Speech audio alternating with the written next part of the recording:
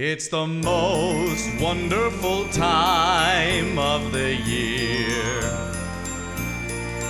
We're comparing our choices and raising our voices. The fights are severe. It's the most wonderful time of the year. I cannot believe you wrote singing into the script. I didn't do it to make you suffer, but I knew it would. All right, boys, what's our list this year? Top 12 Bulma outfits. Top 12 filler episodes? Top 12 transformations. God damn it, I'm never gonna get Bulma outfits. Yep, just like we said last year, this year, we're counting down the top 12 transformations of Dragon Ball. From Super Saiyan to Ultra Instinct, from Perfect Cell to Kid Buu. We duked it out with each other to figure out which reigns supreme. Now, transformations are sorta tricky, and if I told you there wasn't a heated discussion about what constitutes a transformation, I'd be on Santa's naughty list. It was tough, but we ultimately settled on a transformation being any significant visual change that also comes with a change in power that isn't specifically a technique. Yeah, so no Kaioken. Okayo cry about it. It also excludes fusion from the list. Yup, because it's the fusion technique. Comment section of our number 2 pick from last year. The deciding factors were numerous this time around, but we'll try to keep track. 1. How effective is the transformation? 2. How good does the transformation look? 3. Was the transformation earned? 4. Is it meaningful to the story? 5. How cool was the first time we saw the transformation happen? 6. How well is it utilized in the series? And 7. What impact does it have on the franchise as a whole? Also, unlike with techniques, upgrades to existing transformations will be counted separate. Yeah, because if Super Saiyan were just every single incarnation of Super Saiyan, We'd barely have a list. And of course, our yearly reminder. This is a celebration of Dragon Ball. We're not here to make some objective, empirical list. These picks are just our opinions. Exactly. Unless Super Saiyan 4 is number 1. That's just a fact. I am legitimately shocked that there isn't any explicit fanfic of you and Super Saiyan 4 Gogeta, bro. Does fan art count? So, with the rules out of the way, let's get started. Enjoy, folks. You can't hide our love, Nick! 12. Leading off the countdown is a somewhat controversial pick. Kaiser, you only call it controversial because you argued for like 30 minutes about whether or not villain transformations counted. And you only stopped when we outvoted you 2-1. Never let it be said that I will not yield to the democratic process. This transformation may be at the bottom of this list, but it has some significant points in its favor. Considering Janemba's original baby-like design, the stark contrast alone is striking.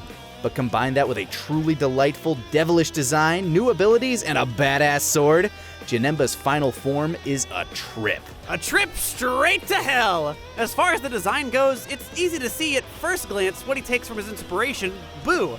But his Valentine color scheme and demonic accents elevate him so high, we're honestly of the consensus that Janemba would have made for a fantastic villain in the series proper, where they could have possibly given him a real personality and story.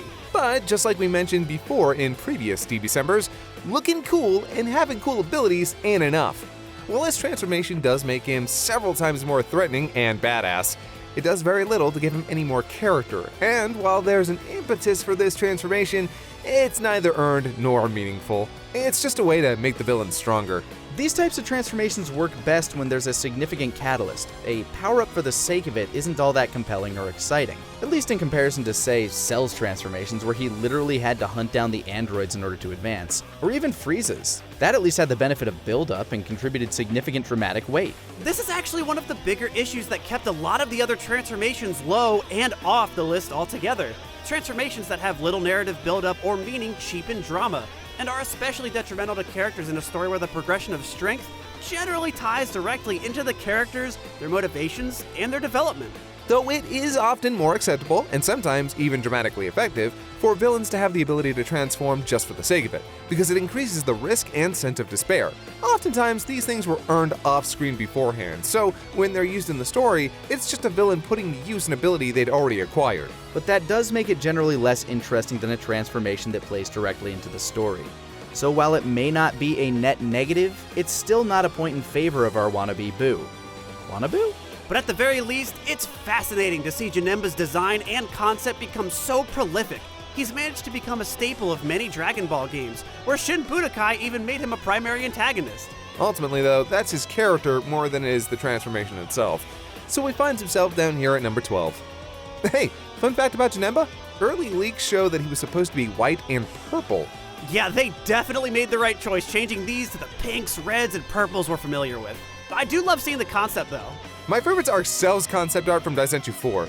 Also, check out what Boo almost looked like. Jesus fucking Christ, he looks horrifying. Wait, he almost looked like Bobbity? Send me pictures of your feet! Ugh. 11. Who wants another controversial pick? Would it even be DBCember without him? We said we weren't going to lump different grades of a transformation together, but when it came to Boo's transformations, we felt like there was some wiggle room. Much like the amorphous nature of Boo himself, his transformations function slightly differently from the rest of the cast. Not only does his absorption cause him to become stronger, but he also takes on their physical and even sometimes personal characteristics. While we've criticized Super Boo's character in the past for ultimately devolving into a pinker, more chaotic Cell, this type of transformation is an interesting change of pace for the series' villains. Whereas Cell's absorption of the androids caused massive physical changes, but not much else, these changes, actively incorporating other characters' attributes, makes him a special kind of creepy and intimidating. And it even has a downside. The rules of fusion still apply, and we see how this affects Boo. It's a very fluid type of transformation, and because of all that, it feels like it's hard to pin it down to just one. And the transformation Super Boo undergoes when he absorbs Gotenks changes the fight dramatically. It turns a curb stomp on his part into, well, a curb stomp on Gohan's part. And Gohan's barely saved by the help of Tien and his dad. Unfortunately, our poor three-eyed cowboy gets one-shot by Boo's legs. Not exactly the last stand against Cell all over again. Hey, I don't see Yamcha Wolfang fisting Boo to save the day. Raising, boom! But it doesn't stop there. When Gohan misses the Patara earring his father throws to him, he's absorbed by Boo's treacherous taffy, making Boo more ferociously powerful than ever before and forcing Goku to find a new fusion friend. It's a lot of fun to see the quirks of each transformation, like his absorption of Gotenks giving Boo access to his many abilities, or his absorption of Piccolo giving him increased intelligence and the ability to better strategize. These transformations aren't just more power. Unfortunately, the changes in Boo's design are a double-edged sword. While it's cool to see his visual change with these absorptions, they tend to make him look less original and less menacing. Whereas some transformations have a wow factor that really stand out, his tend to just dress him in others' clothes and give him others' abilities. It doesn't help that he's following another copycat villain, Cell, from the saga beforehand, which is unfortunate because in some ways Boo's ability to absorb and utilize techniques is more interesting than Cell's inherent knowledge of them. It's also worth noting that the transformations don't get a lot of fanfare, and the manner in which they occur gets a bit repetitive. Although this final transformation into Kid Boo is spurred by a very different set of circumstances, so we don't know if we're going to include that particular one. So what's your guys' favorite Boo form? Oh, Fat Boo, easy. I love his design and personality. He's vastly different from all previous villains, and while he doesn't quite cut the intimidating figure of Super Boo or embody the feral, chaotic energy of Kid Boo, he finds his own way of being legitimately terrifying. I always appreciate a threat that's deceitfully dangerous. And Fat Boo's jolly, childlike demeanor belies some of the most existentially horrifying deaths the series had seen up until his creation. Turning innocent people into candy, dispatching of his master without the slightest hint of guilt, the destruction of the human race with abandon, all in the search of fun and his boundless appetite. But that form of Boo, as we see, is capable of reasoning and even has a spark of good inside of him. If you ask me, the real terrifying Boo is after he expels the evil from his body and is then absorbed by his own evil darkness, giving us Super Boo, a literal embodiment of evil, the monster that Boo is made out to be. When he's presented with the choice of having to waste time killing every human on the planet or just ending it instantly, he does just that with a move that is so horrifically literal it would be laughable, if it weren't so effective at doing exactly what it says. Also, he has some of the best fights with the cast throughout the whole saga. Fight with Ultimate Gohan, Vegito, and Gotenks. That's some of the best stuff the Boo saga has. Well, you're both wrong, because Kid Boo has you both beat. Heck, he's even called Pure Boo by the Japanese because he's pure, distilled, chaotic evil. Equipped with the most malicious grin Toriyama could muster and eyes that see the world around him as nothing more than a toy for him to break. He doesn't care about cakes or challenges. He's here to wreck shit. and he makes full use of his overwhelming power combined with his regenerative abilities and stretchy limbs, made worse by his feral, unhinged nature, making him completely unpredictable for a typical martial artist, putting Goku further on the back foot. But what do you at home think? Who's your favorite Boo? Tell us down in the comments. So if you bite Boo, what's it like? I'm thinking bubblegum. Or maybe like mochi? It's taffy, cotton candy flavored specifically. 10, I'm astonished you're not throwing a hissy fit over Broly on here. Look, I don't hate Broly. I just hate what he represents. Well, here he's representing legendary Super Saiyan. Which can be described as... Motherfucker big! Yes, Kaiser. Motherfucker indeed big. This may come as a surprise to some, and there are plenty of folks who probably don't even consider legendary Super Saiyan to be its own form. But considering that it's counted as a form in the Daizenshu, And the fact that it's shared between both Broly and Kale. we feel comfortable including this on the list. Broly's base form in movie 8 gets overshadowed quite a bit. He's tall, glassy-eyed, and soft-spoken. So when he suddenly snaps, the contrast is stark, and his final trigger sets off one of the most spectacular transformations in Dragon Ball. And after the visuals of his very skin being blown away from his body from the sheer intensity of this transformation, what we're left with is a towering titan of muscle and malice. In awe of the size of this lad. An absolute unit. Throughout Dragon Ball, Toriyama has always made a point of less is more, as if embodying the Japanese design aesthetic of the times. Make it powerful, but also more compact. We see this with Vegeta, Frieza's final form, and even Kid Buu to a certain extent. But Broly is the antithesis of this aesthetic. He's muscles stacked on muscles, with shoulders the size of boulders and a chest that's less barrel and more Bowser. It's like Takao Koyama, Broly's creator, looked at the form Trunks used against Cell and said, "That," but unironically. Between the wild hair that encroaches on Super Saiyan 3's territory, those nuclear arms, and the fact that he's literally 10 feet f***ing tall, intimidating is the name of the game here. And it's impossible to ignore how crucial this design was to making Broly's character a mainstay in the fandom for years to come. He's less of a powerhouse and more of a power mansion when he straight up tanks a blast from Goku's Kamehameha. It's sold largely just by how crushingly intimidating every inch of Broly is. And trust us, Broly's got a lot of inches. Yeah, you do. And despite how canonical its name is, it's impossible to ignore the significance that this is supposedly the legendary Super Saiyan. It is implied that every time Densetsu no Super Saiyajin escaped Vegeta's mouth, this is what they were referring to. At least in the sub-universe created for these movies. This is the ideal Super Saiyan body. You may not like it, but this is what peak performance looks like. Nope, done with the memes. I had one about the Hulk though. Too bad, you're done. It's hard to ignore, though, that while the actual transformation sequence is amazing, the form is overwhelming, and is prolific in the franchise, it does go against the same design aesthetics that are inherent in Dragon Ball. The impetus for the actual transformation is also kind of questionable, and Broly as a character, while wickedly cool in his first appearance, would have diminishing returns. His subsequent appearances in Z both mark the lowest of low points for these original films, being laughably bad at best, and crushingly boring at worst. Which wouldn't so much affect our rating of the form if it weren't literally tied directly into Broly himself, thus degrading its inherent qualities by association. Funny enough, though, we'd see a return of this form in Super. Now, this is a somewhat controversial topic for fans of Dragon Ball, but I'm gonna say it loudly and proudly. Making Broly a demure lesbian with jealousy issues was the perfect subversion this form needed, and Kel sells it ridiculously hard. It also helps finally provide female Super Saiyans after 2 decades of them footy pussing around it, as well as Caulifla and, in my humble opinion, the stupendous Kefla. The fact that the form not only immortalized Broly himself, but would find itself inherited by arguably more canon characters down the line should give you the idea of its impact. But funny enough, Broly himself would re-inherit this form in the Super film, well, Broly. While he's not directly referred to as the legendary Super Saiyan, it is brought up within the film itself, and the form does make its appearance near the tail end after Frieza murders his pappy, triggering the transformation. Not gonna lie, Frieza's acting kinda sus. It's not quite as intimidating here though. While he does have a moment to steamroll through Vegeta and Goku, this version of Broly is closer to an Ozaru than he is the killing machine he is in the original Z film. But it's still a sight to behold, and the form's tenacity is only more emboldened by its reappearance over 20 years later. Long story short, this form is a legendary staple of the franchise, and it definitely earns its spot in the top 10. This form does beg the question, though. Yeah?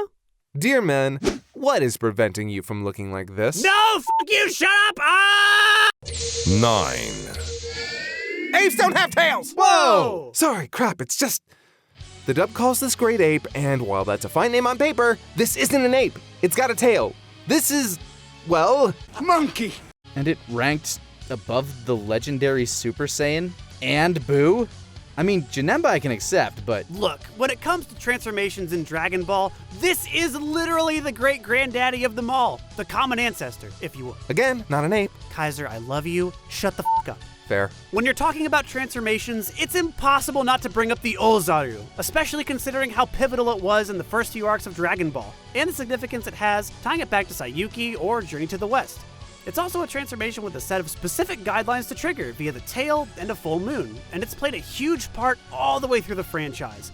It even shows up in the latest Dragon Ball Super movie, where it has its own special incarnation via everyone's favorite Tarzanian himbo, Broly. It's also vastly different from any of the other traditional transformations on this list. This isn't yellow hair or a shiny gold coat, it's a full-on werewolf-esque kaiju monkey metamorphosis that turns Saiyans into 2-story tall monsters, ready to go full rampage on anyone and anything that gets in their way. For some, it's something they can't control.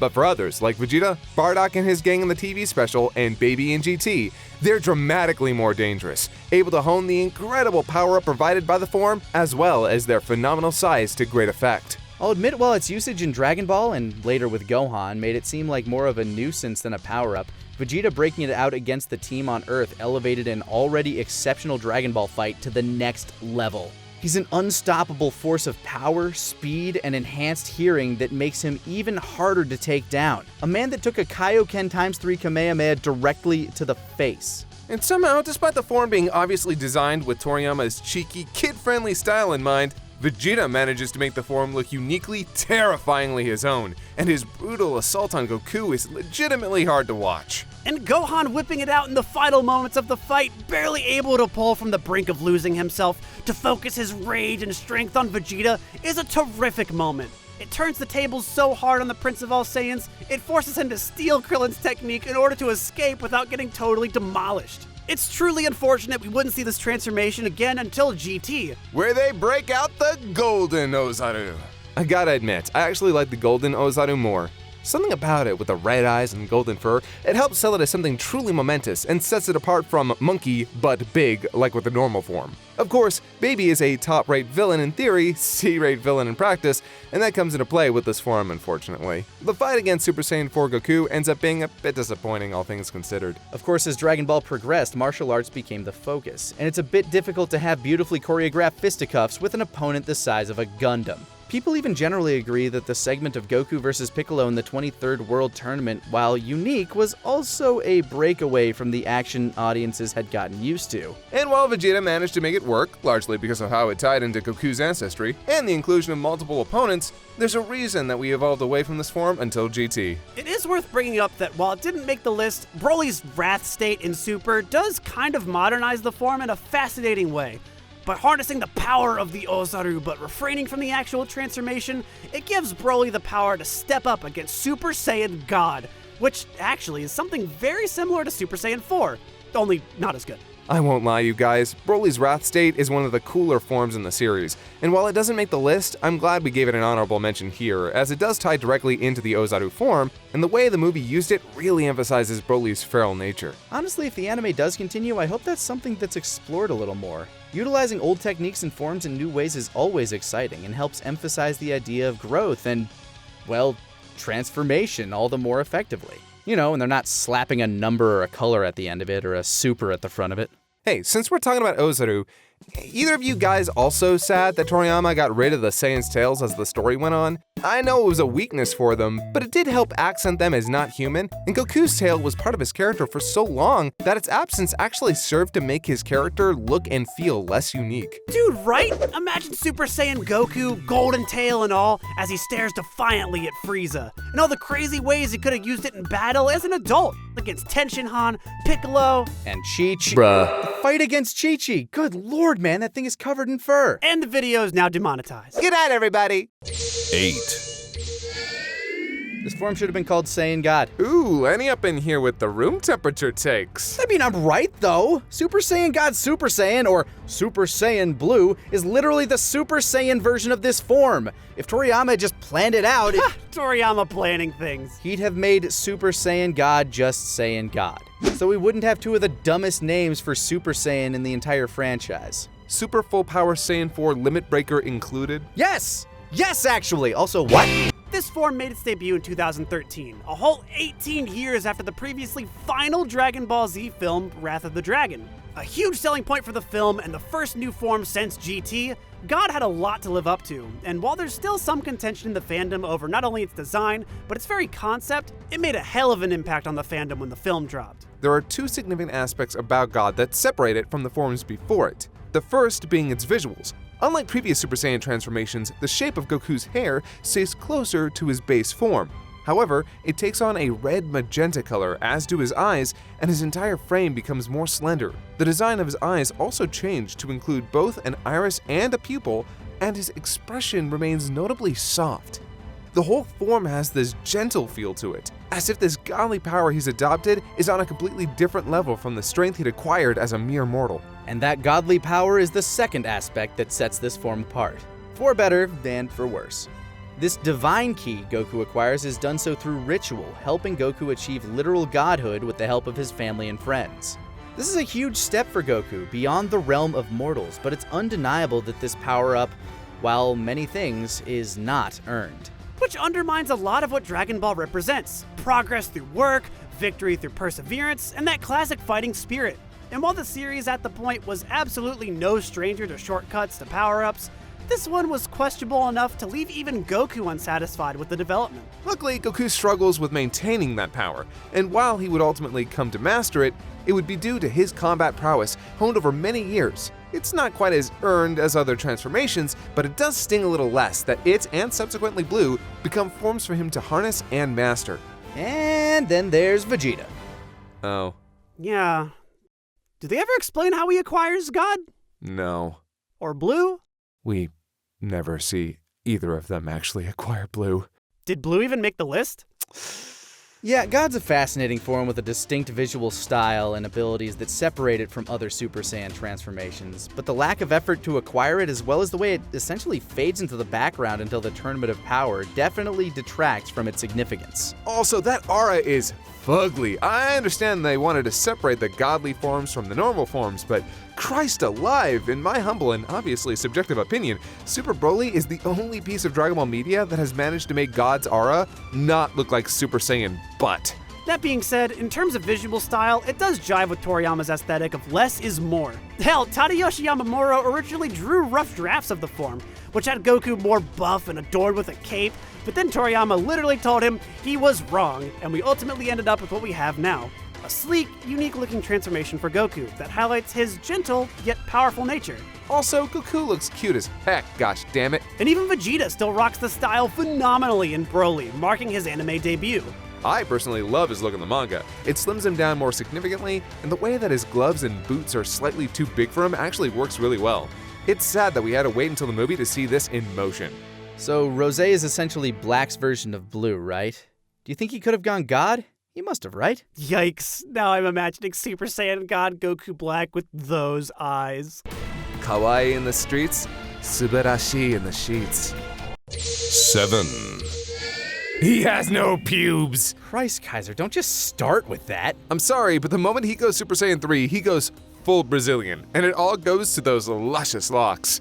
It's like one of those hair implant procedures they do for bald people, where they take your ass hair and put it on your head. Okay, I know Krillin grew his hair out in Boo, but I kinda wanna imagine that's what he did instead. Okay, so Super Saiyan 3. Introduced in the Buu saga, this form is a classic in Dragon Ball fandom. But in some ways, it's also a red-headed stepchild.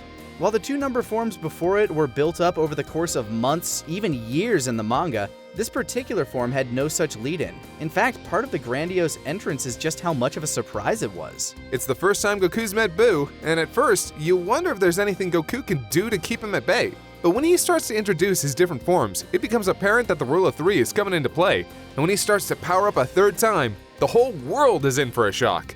It's a crazy power-up, stunning the entirety of Goku's friends and family, as well as the audience as we watch his hair grow and the world shake beneath him.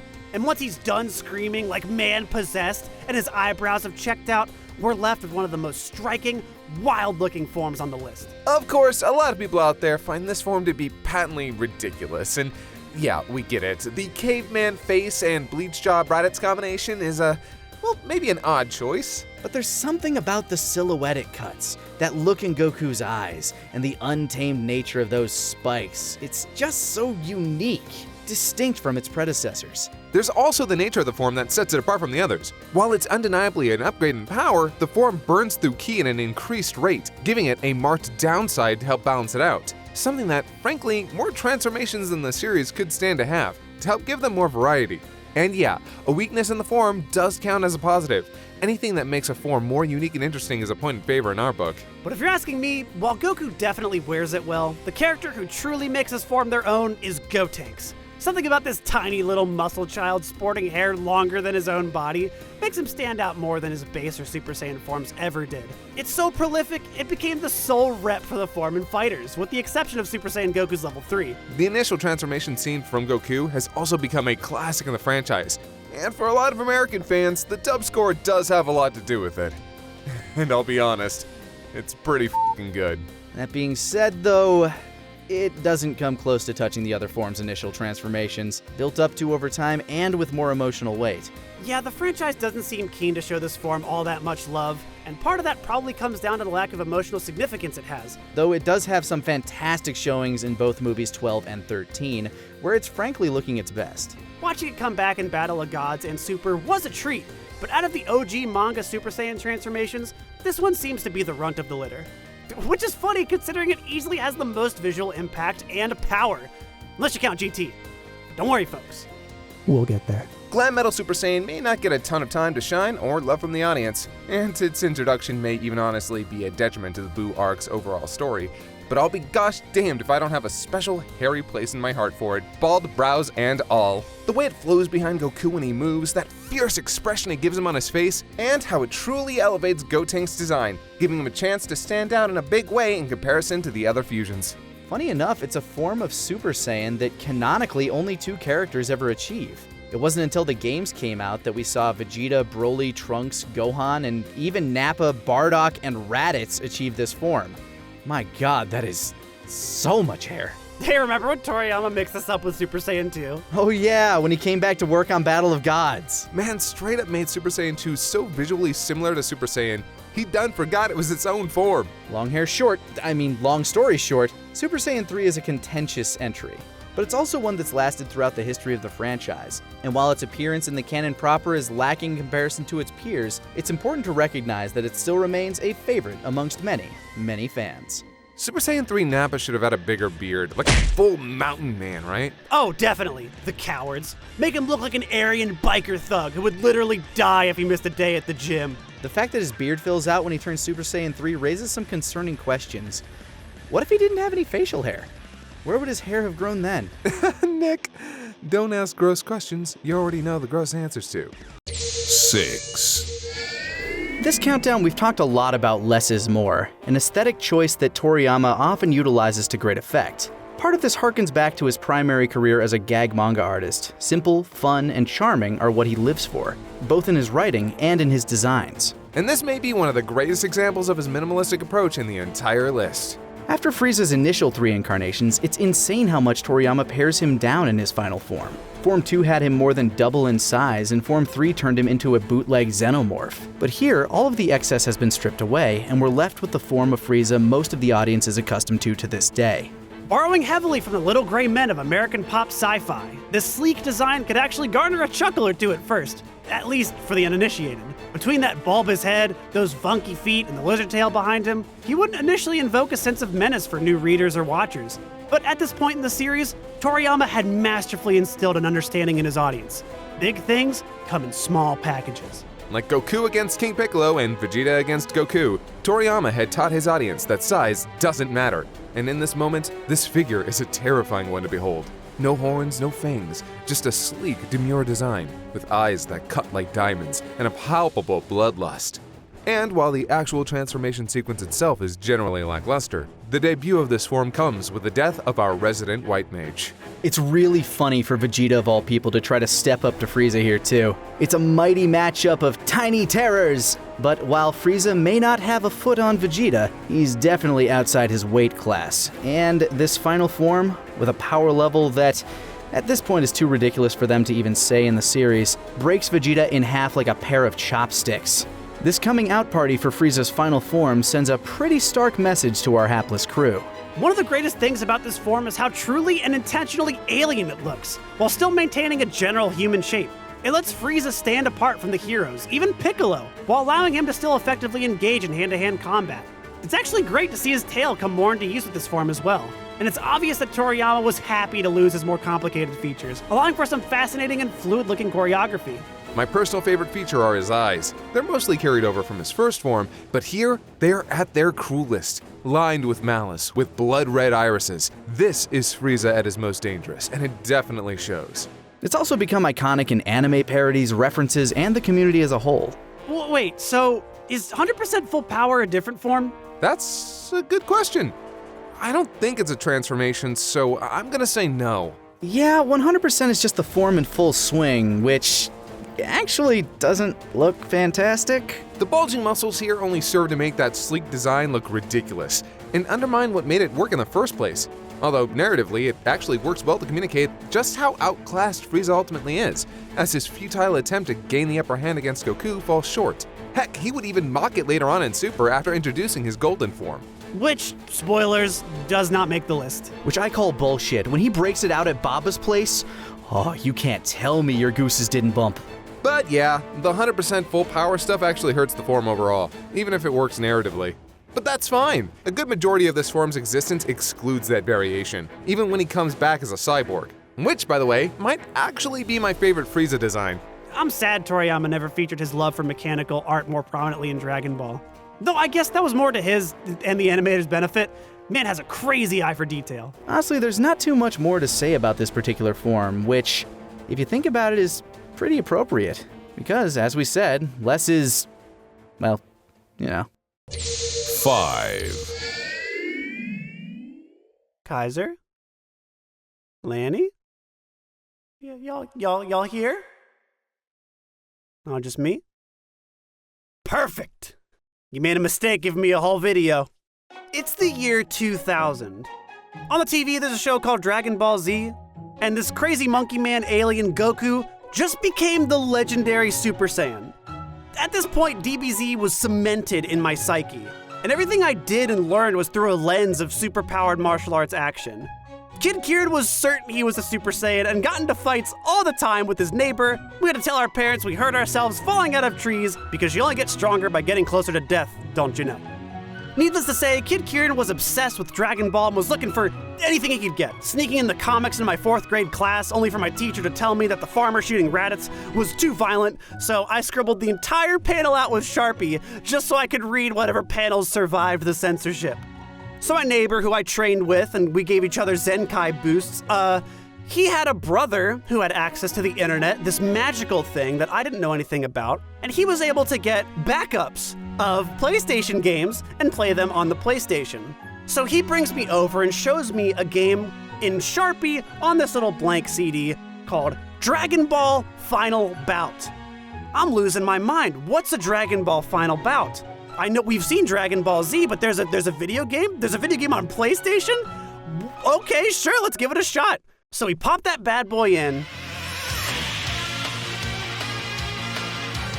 and we're greeted with biggest fight, the most amazing opening any Dragon Ball video game has had before or since. It's frankly still my #1 Dragon Ball video game opening. The opening roster blew our fucking child brains. Cell? Boo? Why is Goku so tiny? If that's Gohan, why is his dad a child?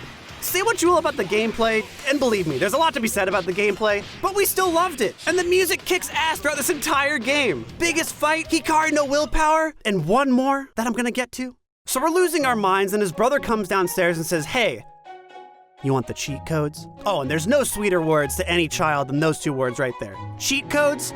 I'm in. What do you got? I'll do anything you want. He hands us this little sheet of paper. Then we see this. Unlock Super Saiyan 4 Goku. There's a Super Saiyan 4?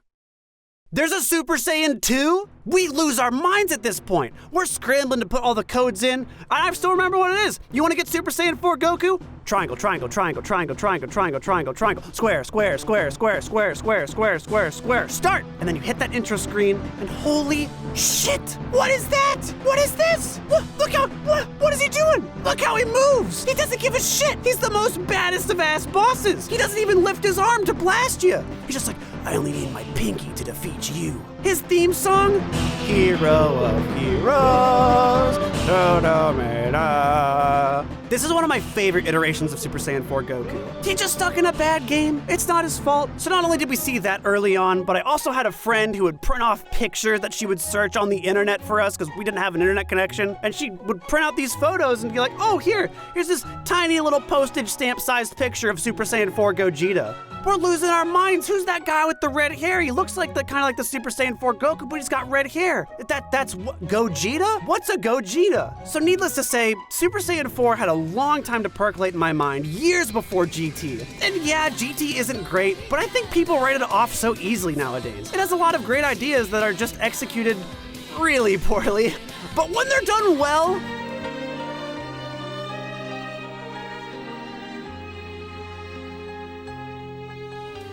can we talk about the transformation scene for a bit?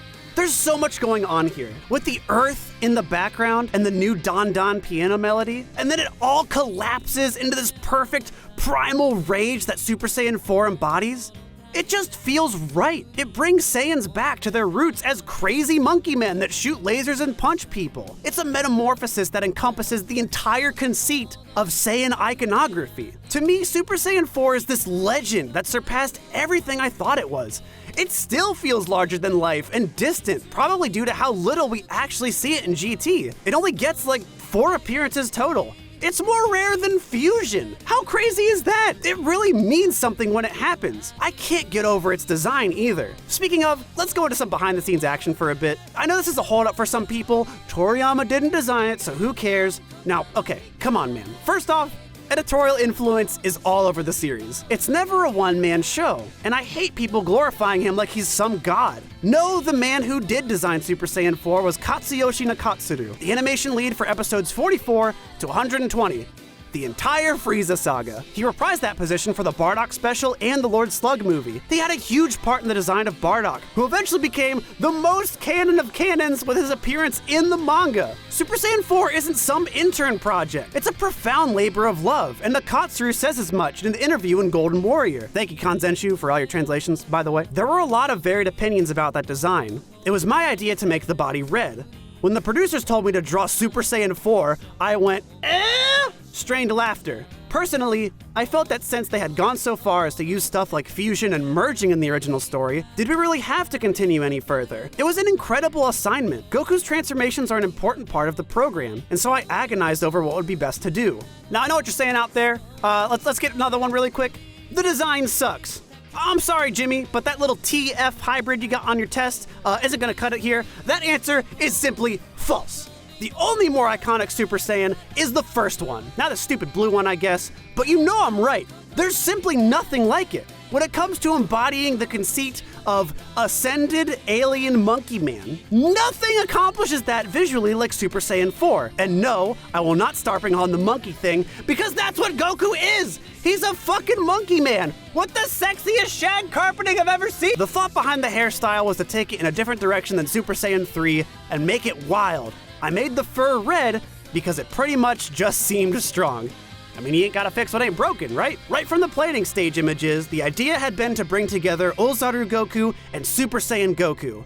Goku with primal power, that sort of thing. Damn! Goku with primal power. Ain't that what it's always been about? Super Saiyan is the embodiment of training, rage, and overcoming boundaries. People want to complain about red fur and please, it's the coolest shit.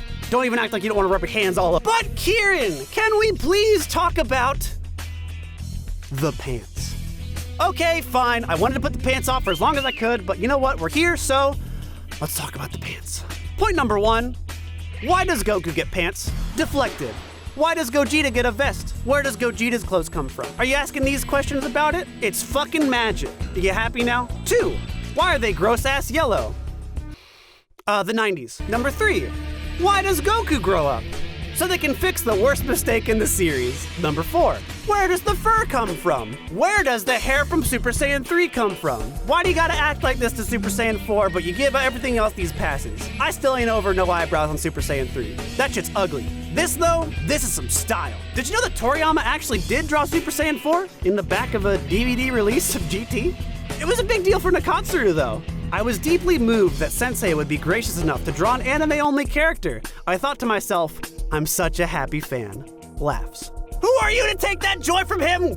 Who are you to take that joy from him, goddammit? Can we talk about how fucking great Super Saiyan 4 Gogeta is? Like fuck, I can't get over how cool the red hair is. I'm so happy Super Saiyan God went with red hair, cause it really makes the hair stand out in the best way. Gogeta rocks it with the fusion vest and like this glitter aesthetic he's got going on, and his fur.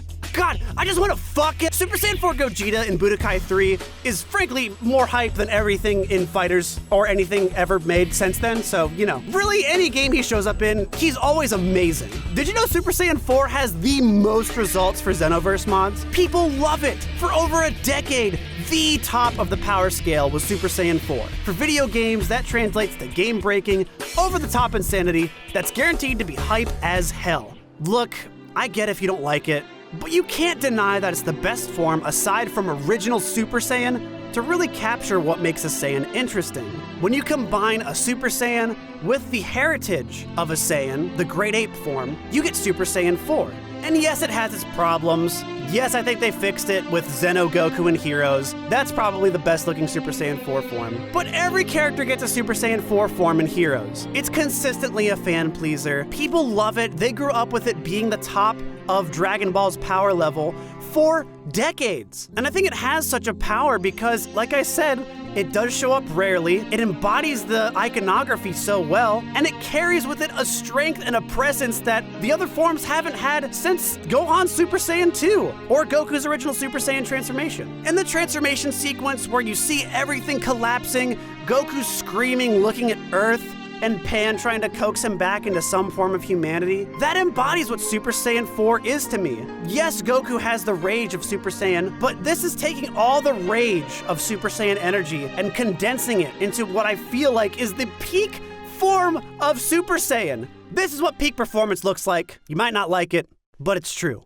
With that said, Arxis, please! Can I get a fucking playable Super Saiyan 4 character in Fighters? That's all I want for Christmas. All I want for Christmas is playable Super Saiyan 4 Goku or Super Saiyan 4 Gogeta. It could be fucking Super Saiyan 4 Goten, and I'd be happy. Here comes a mighty warrior!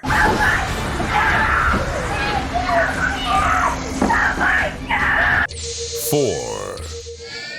Anyone who's watched our villain countdown from 2016 knows the sordid story of how Perfect Cell came to be. The character himself was Toriyama's third attempt at creating a villain that would appeal to his editors.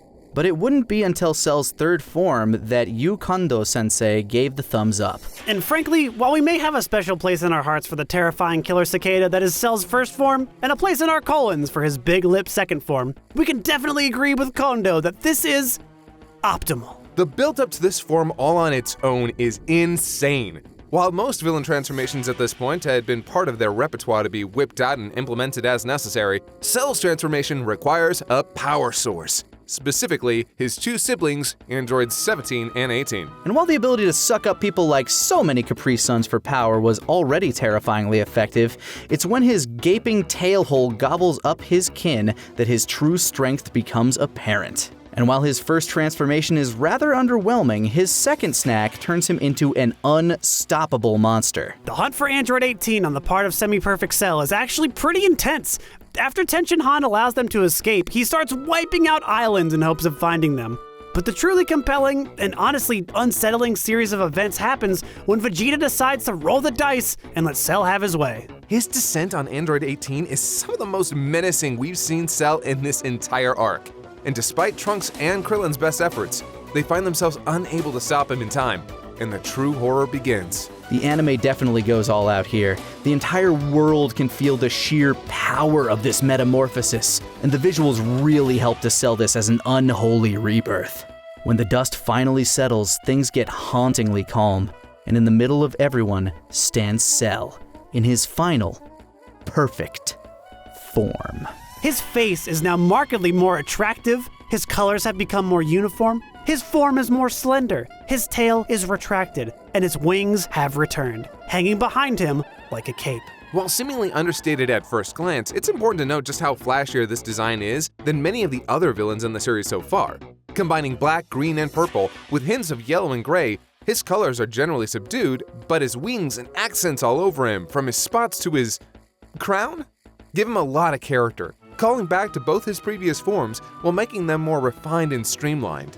Perfected. Above all else, there's something about Cell's expression in this form that radiates malevolent arrogance. He knows he's hot shit, and when he's taken to task immediately after transformation by Krillin, Vegeta, and Trunks, he provides ample proof that he can walk every step of the walk. And there's a lot to be said about how this form is earned. We've talked at length this list about how many previous forms don't exactly feel like enough effort was made, either by the story and/or by the characters themselves.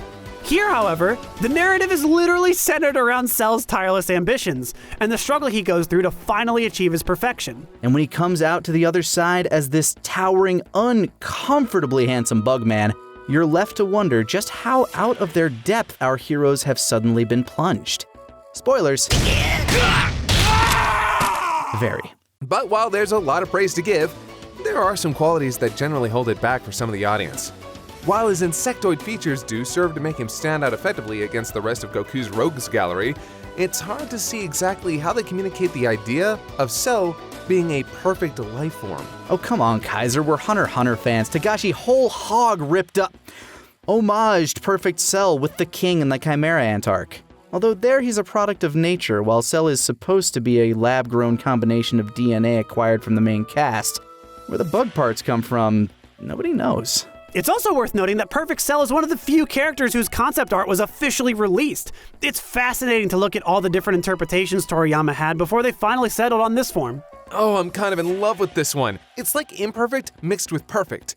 Though to think that Cell almost had hair. And we can also generally agree that Perfect Cell is the best villain transformation in the series. Or at least, that's how the internal voting shook out. Fraud! I was cheated! I'm taking this to the Supreme Court! That joke is at least 1 month not funny. 3.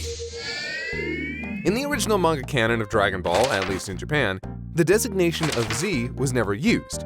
It was only created for the anime to signal that it was a sequel series to the original, and that it was supposedly the ending of the story. But one thing that the delineation provided was framing for a specific character. See, at this stage in the story, Goku's not only grown up, but he's also discovered the wonders of making babies. And when he shows up to Kame-sen's place with his precious progeny Gohan in tow, we're unwittingly being set on an inevitable crash course with this tiny tyke. One that would culminate in one of the most emotionally explosive moments the franchise would ever see. Now, we think it's fair to say that Toriyama's writing for Gohan is contentious. While he does feature largely as a main character throughout the entirety of the manga after his introduction, he rarely gets to stand on his own and feel like the protagonist in this story. But at the very least, Toriyama seeds the nature of Gohan's power early on. And though his presence in the narrative is lacking at points, this particular feature of his character does remain consistent, and the payoff in the Cell Saga is still genuinely a fan favorite for the entirety of the fandom.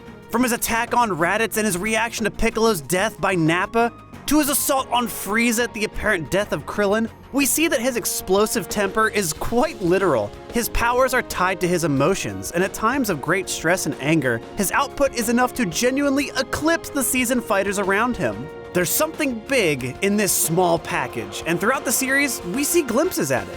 Which plays well with the very nature of Gohan's character. At first, he's afraid to commit to combat, but after the loss of his mentor, he finds new meaning in battle. And throughout the Namek Saga, when it's time to put fists to faces, he doesn't hesitate. But there's always a certain gentleness to him.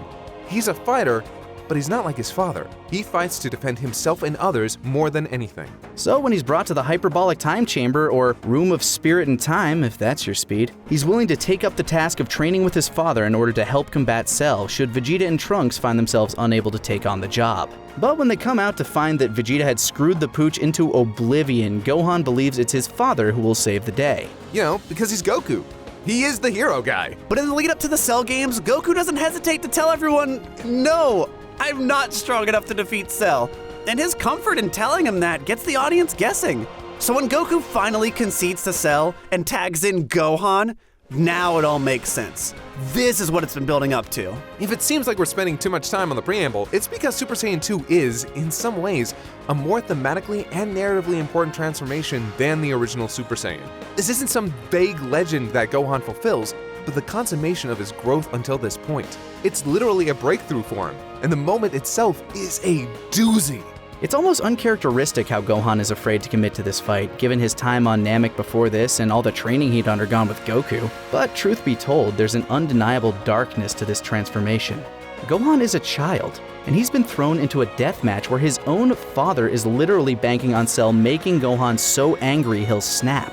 So as you watch the events unfold, it's legitimately heartbreaking to see Gohan struggle, especially when you realize that the thing that most likely scares Gohan the most is what lies beneath the surface. It truly begins with the death of Android 16, and it's this loss of life, due to his own inability to act, that triggers one of the most gorgeous transformations the series has ever seen, complete with its own beautiful, haunting vocal track in the background. From the bird imagery and the visualization of Gohan's snapping psyche to the explosive scream and the shocked faces of everyone around him, it's a powerhouse of a moment, and the scene ends with an absolutely striking shot of Gohan, now ascended, tears carried upward by his own energy and resolve from his piercing eyes. It's also worth noting that the visual change to Gohan is striking. The look in his eyes is enough all on its own to send shivers, but the crackling lightning around him, as well as his hair, now standing straight up, gives him this feeling that his whole body is brimming with malice and energy. It's breathtaking, and one of the moments where it's hard to argue that the manga did it better. But after it's over, we see Gohan putting this form to use, and the sheer amount of violence on display here is disturbing. This is Gohan's rage made manifest. So why is this at 3?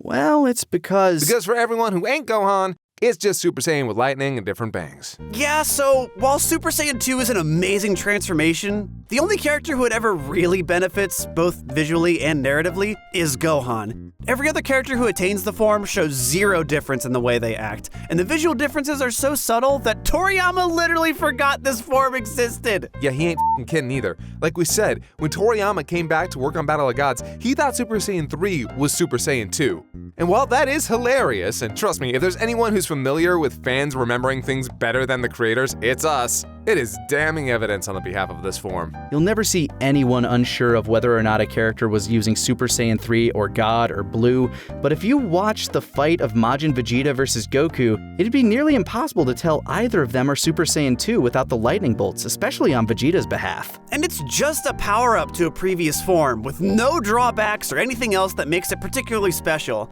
So while it means everything to Gohan, it essentially becomes a placeholder in between Super Saiyan and Super Saiyan 3. And while there are definitely fans of this particular form out there, we are a bit hard-pressed to stan, but damn does it say a lot about it that its narrative use here, combined with the sheer beauty of its introduction, found it into the top 3. You think that's one of the reasons why the rumor that the series was supposed to end here was so prolific? oh definitely, especially with how awkwardly the Buu Saga handles Gohan after this. Oh, ultimate Gohan. Yeah, that about sums it up, really. 2. Hide me! You have to hide me! Kaiser, you can't pawn this off on us. I know, but Dragon Ball Super critics are gonna want our heads on pikes, and I would know! I'm one of them! I had it at number 7 on my personal list for the record, so my hands are clean of this. Kaiser, the fact that you're a Dragon Ball Super critic should actually be a point in favor of this form's position. Okay, yeah, you're right. And it doesn't do me any good to not stand by my convictions, so... Ultra Instinct is one of the best transformations in the entire series. Although some people don't actually like to refer to it as a transformation, but more an advanced state of being that one can achieve by training one's body. And while this was up for debate for a while in the fan base upon its introduction, it's impossible to deny that the franchise now treats it as a transformation first and foremost. It's important to get that distinction out of the way, as this particular transformation is very dissimilar to the rest of the list. With a lot of these transformations, the most noticeable difference, besides the visual variance, is that it increases one's power, and with many of the Super Saiyan forms, it's achieved by breaking through a boundary. The very concept behind Ultra Instinct is rooted in classic martial arts rhetoric and spirituality. The idea that your body is so harmonized with your mind that you advance so far in your training that conscious thought is no longer required. Your body will now react all on its own without the ego and will dodge, parry, block, and attack on instinct, cutting out the brief but vital wasted time of thought. This concept is actually broached in Resurrection F, and subsequently Super, by Whis during his training with Goku and Vegeta. He tells them both that they're too slow and that their attacks lack power, because they're too busy thinking to react accordingly, that the goal of their training is to reach a state where thought is no longer a part of the process. And this is important, because while the series doesn't touch back on this for a while, it does come back into play during the final arc of the series, the Tournament of Power. Now, we're sure you guys at home are well aware of our particular critiques of Super as a whole at this point, the Tournament of Power included, but never let it be said that there weren't a ton of brilliant moments in the Tournament of Power, and many of them involved this form specifically. And the first and maybe most exciting moment of the entire arc is Ultra Instinct's introduction. Goku has pushed himself to the limit against Universe 11's strongest fighter, Jiren. With even the Super Saiyan Blue Kaioken combo falling short, he's up against the wall with very little options left. Luckily, the Omni Kings give him the go-ahead to absolutely break the rules and use the Spirit Bomb. And Jiren himself even allows Goku the time to charge it out of both respect for his opponent and in hopes to utterly and completely crush him. This is the first time we've seen the technique since Boo, so seeing it pop up again here does ring out some nostalgia. But any savvy viewer knows that this has little chance of working. We're obviously nowhere near the climax. But that only makes it even more curious of what could possibly come next. And what follows is a doozy. Goku launches the attack, fueled by almost everyone of Universe 7, but it does little to budge Jiren, who rebukes the attack and sends it right back against him. Unable to withstand both Jiren's overwhelming power and the massive energy of the Spirit Bomb, it explodes with Goku at the heart of it, and seemingly takes him with it. The dust clears and he's nowhere to be seen. The entirety of the cast shaken and amazed at the apparent loss of Universe 7's strongest fighter. And in a moment of desperation, and possibly sadness, Beerus calls his name. Goku. The Omni Kings prepare to declare Goku defeated. However, a rumble occurs. Beerus grins and realizes the truth before declaring, Here it comes. and from the very depths of despair itself, in defiance of the gods and the odds, Goku erupts from the crater in the ring, now adorned in a wicked new blue aura and piercing silver eyes. This is something new and something amazing, and nobody knows exactly how to make sense of it. And then, Goku moves. And the fight that follows is, let's be honest, one of the best animated and most thrilling moments in all of Dragon Ball.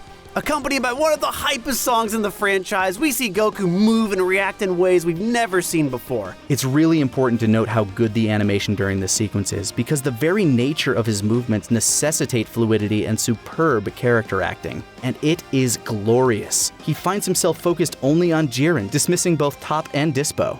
And things only get wilder from here as these two go head to head. And while we may seem focused squarely on the events of the transformation here, they demonstrate that Goku has taken the very first step into a new, greater realm through fluid movements and intense targeted attacks.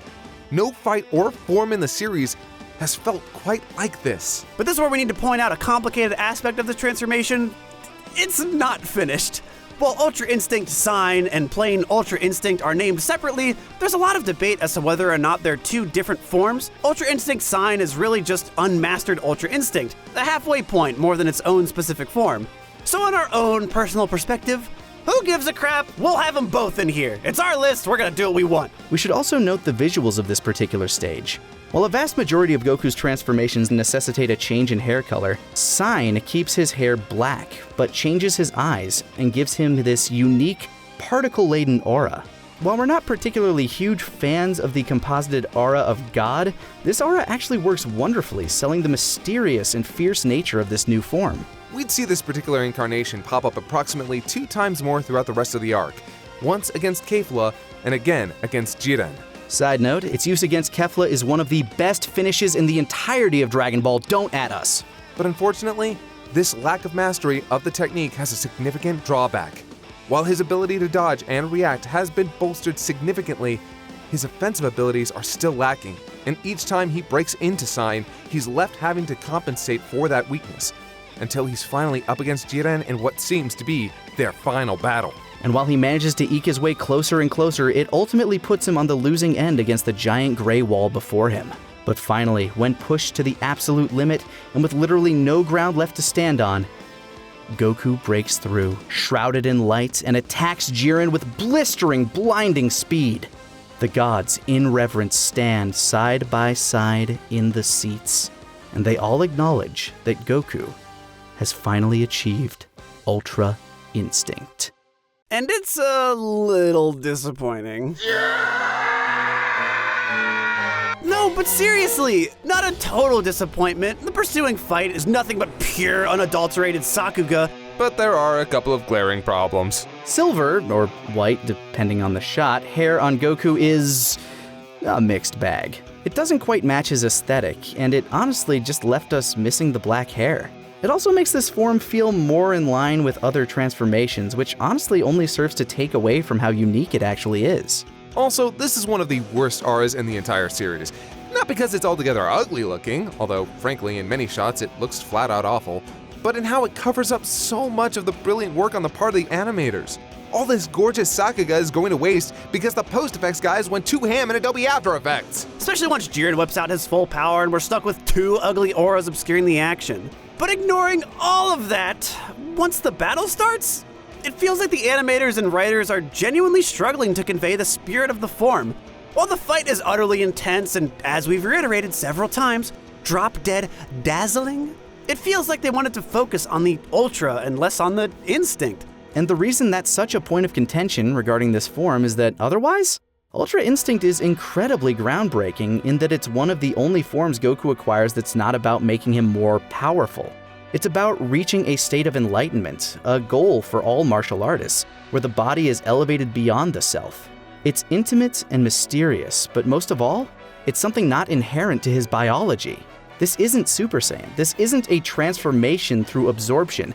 Its only exclusivity is to martial artists. It's the culmination of Whis' training, but also of Goku's journey. It's a breakthrough unlike any other before for him, that could very well propel him truly into the realm of the gods. Also, it comes with 3 of the best animated fights in all of Dragon Ball, outside of Super Broly. Hopefully, if we ever get an adaptation to the latest Super manga arc, they'll figure out an adjustment to maybe make full Ultra Instinct Goku look a little less busy. So, if full Ultra Instinct had ended up looking better and they'd better conveyed the concept in the fight, do you guys think it would have made your number 1? I won't lie, I'd consider it. But I think the audience knows what's coming next, and probably also knows that that is a wall that even Ultra Instinct might have trouble overcoming. Number 1. The worst part about these number 1 picks isn't that you can see them coming, but it's that talking about them is always so goddamn tough. What are we supposed to say about Super Saiyan that literally every Dragon Ball fan hasn't? It is insane to think that this form didn't even exist until 3/5 into Dragon Ball's manga run. That's right, out of its 519 chapters, Super Saiyan doesn't even appear until chapter 317. And yet, it is practically impossible to separate the franchise from this yellow spiky form, and everything that it entails. One of the biggest twists in all of Dragon Ball is that Goku wasn't just a wee monkey boy. He was a wee alien monkey boy. And with this twist, the series would take Goku and the gang off of Earth and into the stars, and there, he'd be forced to come to blows with the worst the universe had to offer, and also come to terms with his own heritage. The term Super Saiyan pops up for the first time in this context in the Namek Saga, most prominently when Goku takes out Recoome, and Vegeta starts yammering on about how he might actually fulfill the legend. After that, the term is thrown about a bit, mostly by Vegeta using it to boast erroneously to Frieza, before Goku is left as the tyrant's final opponent. The ensuing battle is a classic for the franchise, both famous and infamous for its length, but it's worth noting that it's one of the most desperate of the entire series. Frieza's strength is not just overwhelming, it's crushing. Every time Goku pushes himself to the limit, he can barely scratch Frieza, and it's by the skin of his teeth that he's able to pull together a spirit bomb as big as he did. But even that's not enough to put an end to the fight. And when Frieza shows his face again, it's accompanied with a twisted, malicious, vengeful smile, as he seemingly murders Piccolo and then outright murders Krillin. Need a hand! And if Goku's rampage from King Piccolo should tell you anything, you do not kill Krillin. The transformation in the manga is actually strikingly fast. It's literally 2 pages, and one is a full-page spread. So again, while this may seem controversial, it's hard to argue that the anime doesn't sell this moment better than its on-paper counterpart. The music is haunting, frightening, as if a storm has encroached and is threatening to tear the very planet apart. Lightning strikes, the waves become restless, and Goku's hair starts to stand on end. Finally, with a scream accompanied by the roar of the Ozaru, Goku lets loose, and the legend is fulfilled. He is now the Super Saiyan, Son Goku. He has become the very pinnacle of his race. He has come to terms with his heritage and accepted it, and embraced it, as he now sets his piercing green eyes on the monster who made him the last of his kind, and threatens to do the same to his own home. This form that spikes Goku's hair and turns his eyes green also comes with a wicked power-up, ultimately putting Frieza to shame. But one of the more insidious parts of this transformation is how violent it makes Goku. This is one of the few times we've ever seen him this angry, and his assault on Frieza is brutal. This is a form awoken by rage, and though Goku slowly brings his temper down over the course of the fight, it's a fascinating wrinkle to the transformation. In terms of visuals, we can all agree, Super Saiyan somehow looks fucking cool. You'd think with the hair so ridiculously tall and spiky, it might come off as silly. But thanks to Toriyama's impeccable sense of design, it comes off as badass, and is balanced out well with Goku's frame and expressions. Also, the design saved Toriyama's assistant a lot of time by not having to ink in Goku's black hair anymore. That was literally part of the decision to make him blonde, not even a joke. But it doesn't just look good on Goku, and this is where we see exactly why this form took the top spot. This form is adopted by a lot of different characters. Vegeta, Trunks, Gohan, Trunks again, Goten, and even the Universe 6 Saiyans Kale, Caulifla, and Cabba. And then literally every Saiyan character in the franchise in the hero games and the OVAs. And it's remarkable how so many of these transformations have their own impressive impacts. It may sound insane for you anime-only watchers, but did you know that we never see the first time Trunks, Gohan, or Vegeta go Super Saiyan in the manga? No joke, their initial transformations are anime only, and they're some of the best transformations in the series. Especially Trunks, whose devastating loss of his mentor Gohan triggers the transformation in one of the most heart-wrenching scenes in the franchise. For God's sake, even Bardock's transformation in Episode of Bardock, as infinitely stupid and unnecessary as that special is, still hits the mark with its stellar animation. Even if they totally stole the visual effect of the background's color warping from Broly, achieving Super Saiyan, at least early on, was a huge development for these characters, and it never ceased to entertain when I was but a lad. It's also the beginning of a long line of Super Saiyan forms to come. 2, 3, 4, God, Blue, Legendary, Rose, Rage, Pseudo Super Saiyan. Funny thing about that last one, it was made when Toriyama wasn't fully sure how he was going to draw Super Saiyan.